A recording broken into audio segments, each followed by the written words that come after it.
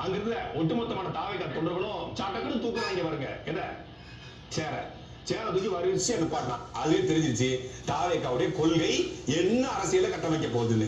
ஒரு கூட்டத்துக்கு வரக்கூடிய தொண்டர்கள் மழை பெஞ்சாலும் வெயில் அடிச்சாலும் அந்த மழையையும் வெயிலையும் தாங்கிக் கொண்டு நிற்கிறாங்க அப்படின்னாதான் அவங்க வந்து உறுதித்தன்மை கொண்டவர்கள். இப்படி வீரவசனமா பேசிட்டு நேத்து கடலம்மா மாநாடுன்னு ஒரு மாநாடு நடத்துறாங்க. அந்த மாநாட்டுல மழை பெய்ய ஆரம்பிச்சதுமே ஒருத்தன் கொடையை தூக்கி பிடிக்கிறான், ஒருத்தன் சேர தூக்கி பிடிக்கிறான், ஒரு சிலர் செதறி ஓடுறாங்க. அண்ணன் சீமானே அதிரி போயிட்டாரு.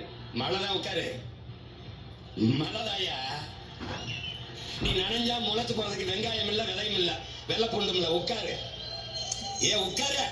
டே மழைக்கு மரியாதை கொடுக்க கத்துக்கடா. டே இறக்கடா, டே இறக்கடா, கீழே விட உட்காரா. டே உட்காரா. டேய் இதெல்லாம் தூக்காதடா. மாநாட்டுக்கு மரியாதை இல்லடா. கடலை பேசுறோம், மழையை பேசுறோம், இப்படி தூக்கி உட்கார முதல்ல. அன்னைக்கு பெரிய ஈர வெங்காயம் வீரவசனம் எல்லாம் பேசுனீங்க. இன்னைக்கு பார்த்தல உங்க கூட்டத்துல அவன் மழை வந்து செதறி ஓடனான். இப்போ மூஞ்சி எங்க கொண்டு போய் வச்சுப்ப?